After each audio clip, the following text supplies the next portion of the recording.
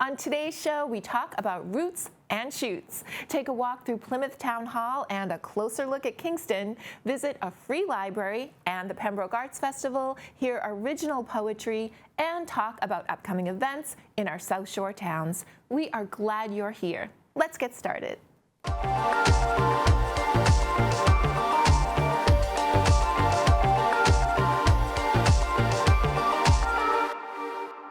In 1991, Dr. Jane Goodall founded Roots and Shoots, a global movement empowering young people to effect positive change in their communities. We went on the local scene to the farmhouse in Plymouth to talk with Dr. Goodall and farmhouse founder Paul Krasinski about how this program took root in Plymouth. When I was traveling around the world, trying to raise awareness about what was going on in Africa, learning more about what was happening in the rest of the world, I kept meeting young people. This is the late 1980s. Even back then, they were losing hope. And I found young people in all these different countries around the world. They were either angry, or they were very depressed, or mildly depressed, or they were just mostly apathetic. They didn't seem to care. And so I asked them, well, why do you feel this way? And they said, well, you've compromised our future, and there's nothing we can do about it. So have we compromised the future of our young people? Yes, yes, and yes. In fact, probably since the Industrial Revolution, we've been stealing the future of our young people today. But what I didn't believe in was when they said, there's nothing we can do about it. Roots and Shoots began with 12 high school students who came to see me in Dar es Salaam. And they were worried about different things. Dynamite fishing was destroying the coral reefs. Animals were being poached in the national parks. Why wasn't the government doing anything about it? It was a very corrupt government at that time in Tanzania. Why wasn't anybody bothering about street children with no homes? Why were stray dogs being treated so horribly by throwing stones at them? And they wanted me to do something about it. So I said, well, I love Tanzania, but I'm not Tanzanian. You are. Go back to your schools, get your friends who feel like you do, and we'll have a meeting. So a meeting of about 30 individuals. And we decided, first of all, the main message would be every single one of us makes an impact on the planet every single day. And we have a choice as to what sort of impact we make. And secondly, because everything is interconnected, each group of Roots and Shoots will choose 3 projects to make the world better. One to help people, one to help animals, one to help the environment. And they will choose their projects. That makes it different from most other youth groups, the fact that it's the 3 aspects and the fact that they choose it bottom up and not top down. So now it's in 69 countries. By now it may be 70 because it's growing so fast. Why? Because people today want hope. My high school Spanish teacher had a crew from Emmanuel College that got together every year since they graduated, which they're now 70 plus. I'll give them all credit for that. And Mary Paris was one of those women who was Jane's head of archives and talked about the farmhouse to Jane. And we met in Boston at the Global Hub Summit. And she asked me if I would be willing to host the Roots and Shoots Summit here at the farmhouse, which was such an incredible honor. So the farmhouse is a place that we've created for all people to come together and really determine who is their true self. Are they living their path? And if they aren't living that path, how do they continue to move forward? So we hope to inspire all youth, but also adults to actually lead change in this world. Honestly, it's one of those things that you sit there and you pinch yourself because you don't think it can be true. You knew Jane, she's an iconic figure in history, certainly a living legend. When I met Paul and heard about the farmhouse, and he heard about Roots and Shoots, we clicked, and because what he's doing is so much in tune with the mission of Roots and Shoots, bringing people together, caring about the land, restoring nature, making connections between the different people in the community, and caring about animals. This program is basically the same as Roots and Shoots. The young people today, once they understand the problems and are empowered to take action, then nothing can stop them. And this is what inspires me as I travel all around the world now. They're changing the world. As you and I speak now, they're changing the world.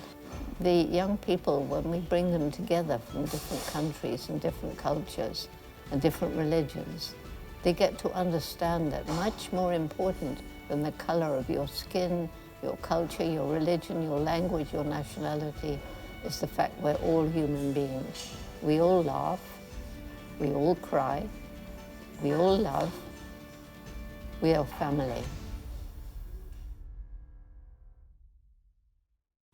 To learn more about Roots and Shoots, visit rootsandshoots.org. America's hometown Thanksgiving celebration returns with a schedule of events making the weekend before the holiday one you'll be grateful to attend. The Plymouth Philharmonic performs at Memorial Hall on Friday, November 17th, and the 27th annual Thanksgiving Parade begins with ceremonies at 9:30 a.m. on Saturday, the 18th. Watch it live in person on the downtown Plymouth waterfront or on WCVB Channel 5 from 10 a.m. until noon. There will be food trucks, a children's pavilion, craft beer, a wine garden, and living historians on Saturday too, followed by a harvest market on Sunday with local vendors and fresh from the farm ingredients to make your Thanksgiving meal one for the history books. Visit usathanksgiving.com to learn more. It was 60 years ago this month that our nation was rocked by the shocking assassination of our 35th president in Dallas, Texas. On November 14th at 6 p.m., Dr. Paul Rubinson of Bridgewater State University's History Department will be at the Adams Center in Kingston to present a retrospective look at President John F. Kennedy, his life and accomplishments. In Celebrating the Life of JFK, Dr. Rubinson will discuss the former president's profound impact on the cultural, political, and sociological landscape of our nation. Visit the Kingston Public Library website to register. Since 1968, the Pembroke Arts Festival has celebrated local artists and artisans of all mediums. We went on the local scene to talk to a few of the many volunteers who work all year long to bring this annual tradition to life. The Pembroke Arts Festival is an event that's been going on for 56 years, and it involves the whole community and a bunch of people in the surrounding area, and it celebrates the arts. We get a lot of kids that end up going to art school or at least pursuing art. There's a lot of art societies around in this area, and I don't know which came first, but I feel like we have a really lively arts environment in this whole area. And I think part of that is because of the Pembroke Arts Festival.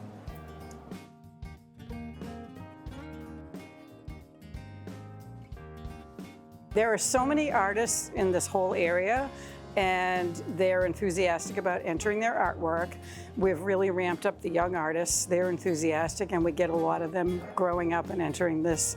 So I think that keeps it going, just the love of art and performance. So the Pembroke Arts Festival is a community event geared towards bringing the community together, bringing families. It's evolved over the many years. Originally, it started as a juried fine art photography show. Then they added a Saturday night entertainment in the center of town, and people would come out for that. Probably around 1990 or so, I came on board and we added weekend-long entertainment. We've had puppet shows, we've had regionally famous bands, we've had solo artists, local, regional, national, and we've tried to make the event not only a juried art and photography show, but a family event to include entertainment. We added crafters and vendors. Last year or the year before, we brought in food trucks. I think that you could probably do a better job of getting the word out. It's really a family festival. You know, the core is the arts festival, but there's things for the family to do, and we want to encourage the folks to come check it out. We need volunteers to maybe address envelopes. We need volunteers to hang pictures. We need volunteers to carry artwork. We use high school students, retired people, working people, families. We've had families come. The kids work, the mom and dad works. There's a Sign Up Genius on the website. We posted the beginning of June, and there's shifts there. They can also email any of us there's contacts. There's a way to email on the website, or if they know us, just word of mouth. Ask a committee member. We're happy to share and bring some new ideas even, in addition to volunteering. My favorite memory is probably I've had my grandchildren put their artwork into the tent, and they come and they're excited, and I love seeing the other kids excited. So I've personally put more focus on the young artists, but I also love how excited the other artists who come to the juried show are.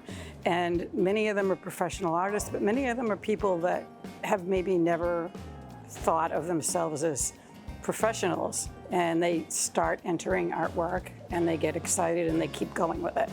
So the artist excitement, that's my favorite part. I think my favorite memory was to just on a Saturday night catch my breath and sit back and watch everybody enjoy the concert and sit there with them and just, yeah, it's a success, The kids are having a blast. The moms and dads are having fun. The grandparents are having fun. My favorite memory is just those years when I can just sit back, many of them, when I can just sit back on a Saturday night and watch people enjoy, what all these people have contributed to make happen. The more people that come out, the better. It's fun. And I just want them to be excited about the music, which is fantastic, and looking at the art. It's not a carnival. We don't have rides, but we do have crafts for kids, and we just want to foster a love of the arts and creativity.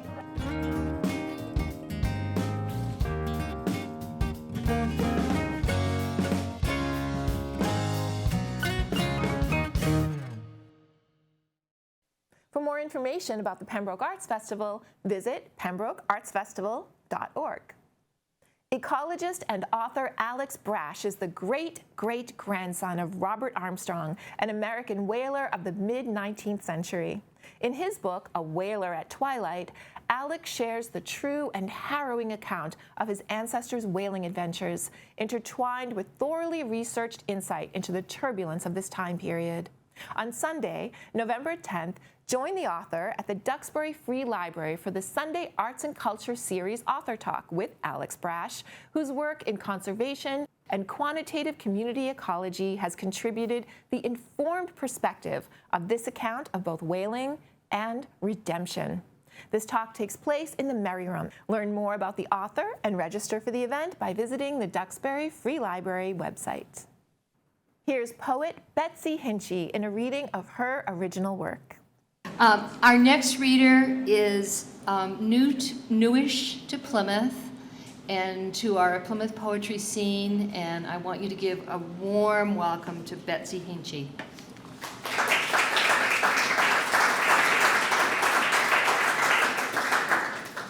Hi. Ooh. Can you hear me? So I moved to Plymouth a couple years ago, so newish, but really feel at home with Miriam's group, and Jennifer, thank you for putting this on. And I go to UVA all the time and write, so sorry if I sit here and just typing or scratching away. So thank you to UVA too. Those of you who have heard me read some poetry before, I tend to write some borderline serious, somber stuff. A lot of pilgrims as I get to know Plymouth. A lot of Ukraine, which is in the area that I work in. But tonight I chose a poem that is very not my style and a little more on theme. It's called Red Wine Wisdom. The revelations come to us when we're drunk, when we can't remember one between the other, let alone the next morning. Something about babies, something about something else. Unconnected, they leave no trail to follow.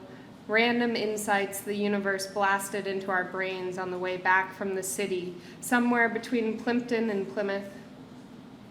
I can't remember the revelations, but I remember how they felt. This is it. Insights that unwound my confusion. But they led to a fight, and then I realized they were being forgotten, so I tried to write down the topics of our fight so we wouldn't forget, but that led to a fight about that, replacing both our memories about the first fight, leaving nothing to write down. Phew. The next morning, sober mind vows sobriety while wishing to be back in the state of insight. Work is waiting and the garbage truck is coming for trash that isn't outside. Water bottles need filling and the kettle needs to be turned on. Meetings need preparation, clothing.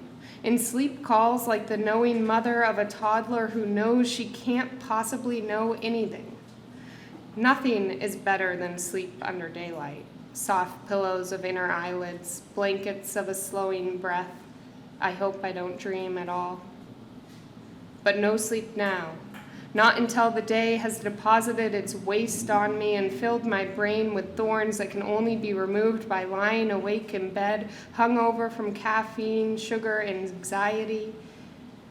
By Friday, perhaps I'll forget about any vows against alcohol and be tempted to loosen the folds of my brain again.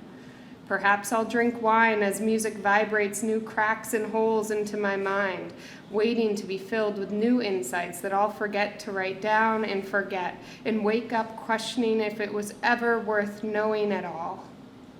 Seasons, cycles, circles of life, this story is the least insightful, only a cliche of everything before and everything that will come after. Things I don't remember, things I'll never know, except in those moments of knowing. Thank you.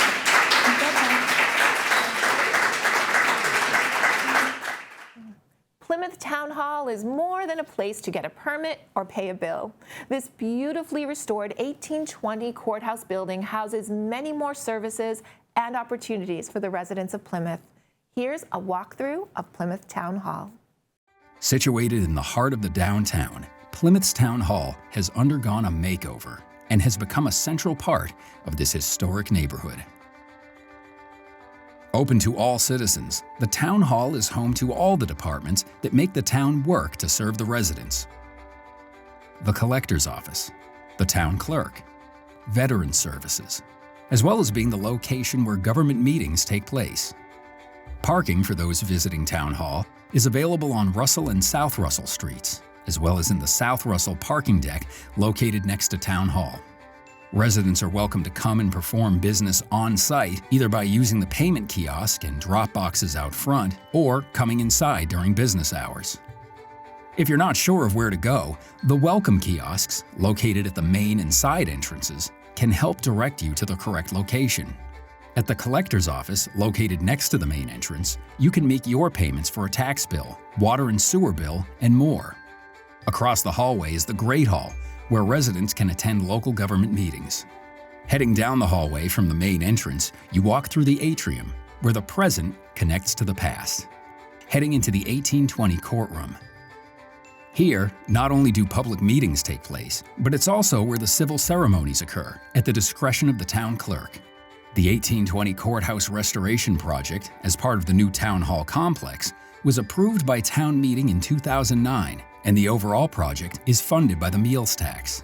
Downstairs, in the bottom of the 1820 courthouse, is where you'll find the town clerk's office. As the location for records of the town of Plymouth, the town clerk holds information relative to the town census, election and other information, vital records, and more, working not just with residents and local officials, but also the county, state, and national government, as well as researchers from around the world. Also located on the first floor of Town Hall is the Veterans Services Office.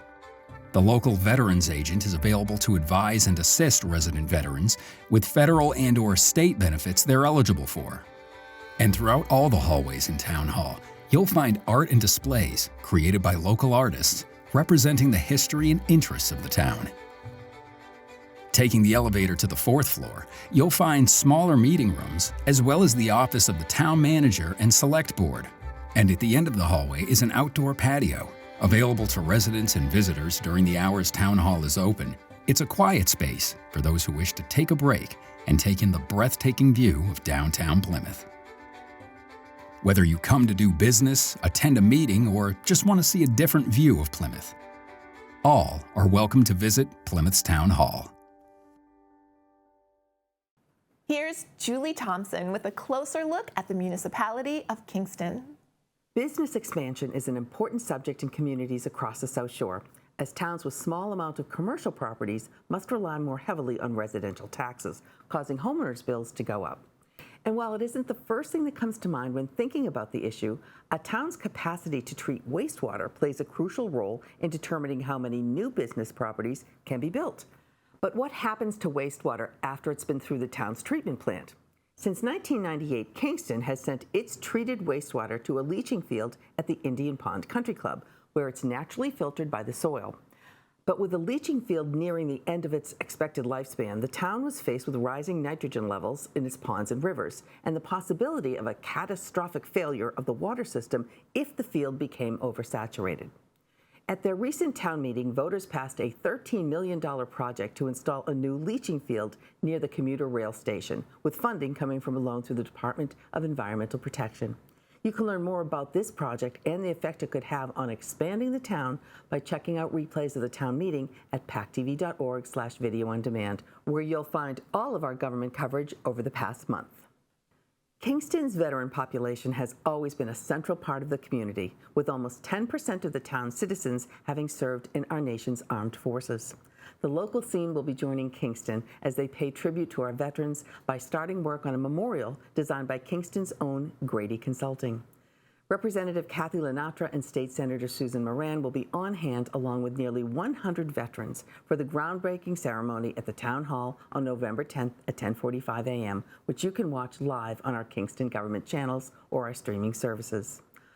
All are welcome to come and witness this event and are encouraged to attend the annual Veterans Day Lunch, which takes place at the Senior Center right after the ceremony.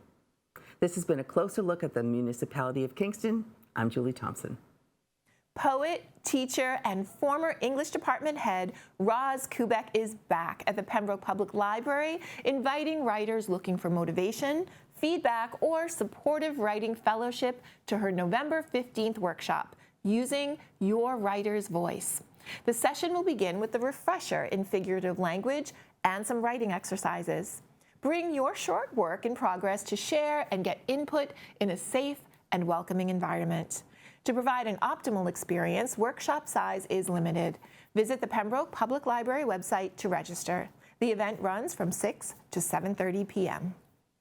Do you occasionally see small book-filled cabinets as you're driving around our towns? These are officially called tiny libraries, and they provide access to reading materials, non-perishable goods, and other necessities. The Community Art Collaborative, Plymouth Public Library, and Herring Pond Wampanoag Tribe together created a small thing that can have a big impact. Here's their tiny library on the local scene.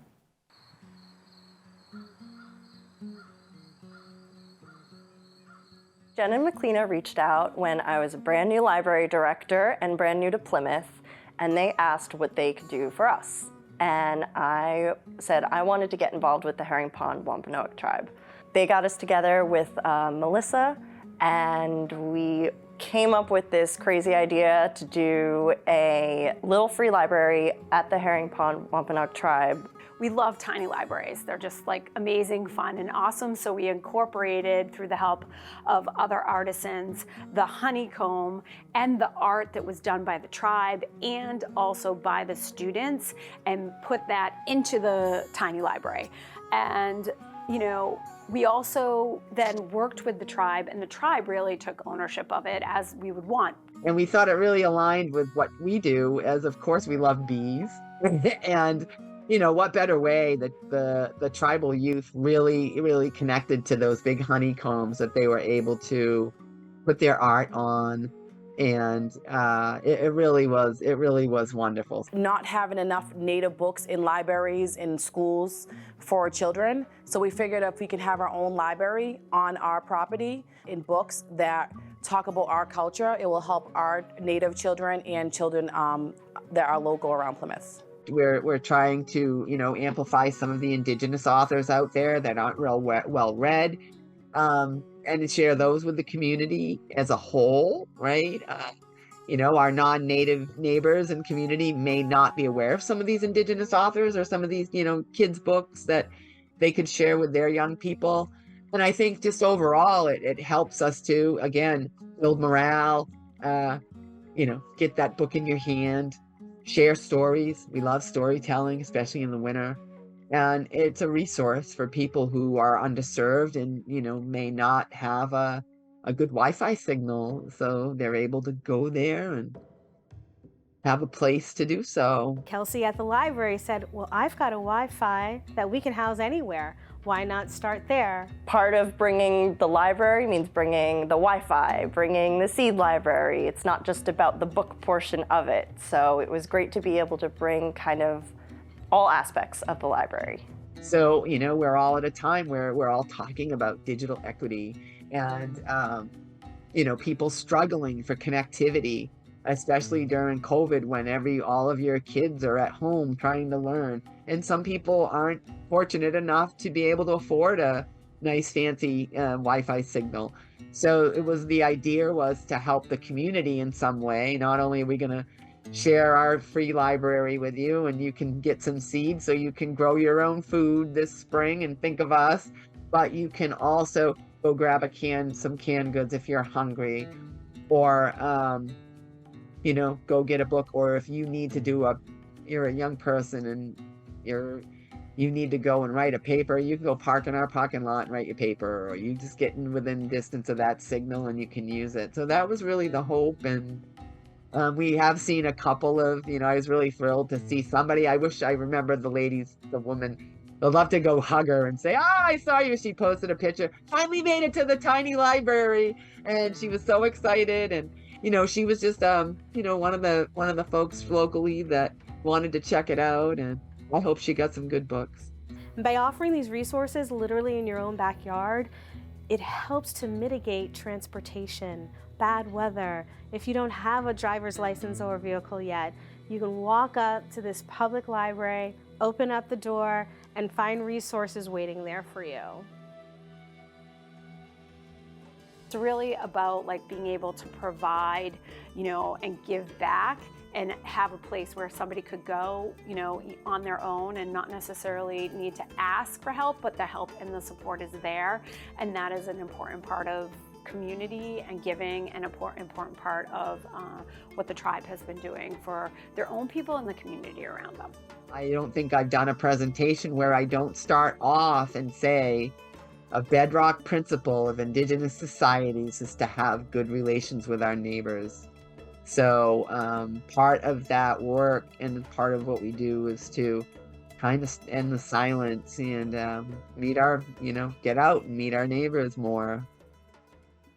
There's lots happening at the Pembroke Public Library. Here's Reference and Adult Services librarian Peter Santori to tell us more. Hi there, my name is Peter Santori and I'm the Reference and Adult Services librarian at the Pembroke Public Library. We've got a lot of great things going on here and I'm happy to share some of them with you. If you're interested in learning just about anything, we have options for you, including our vast collection of digital resources. We've got something for just about everyone, from languages to job hunting to furthering your education. In addition, every month we have lots of great programming for patrons of all ages, and we're sure there's something you're going to love. As a few examples, on Mondays at 1:30 in the afternoon, the library hosts our movie matinees, snacks provided. We invite kids ages 5 and up to visit and build with the library's Legos on the second Tuesday of each month from 4 to 5. And on the third Wednesday, we welcome players of all ages and skill levels to our monthly chess club. Or if you're interested in your family's history, stop by at 6:30 on the last Tuesday of the month for our genealogy night. To find these events and more, stop by the library for a copy of the kids' or adults' event calendars, or visit our website to see the online ones. We're looking forward to your visit. And that's what's good and good to know on the local scene this week. Thank you for watching. We'll see you next time.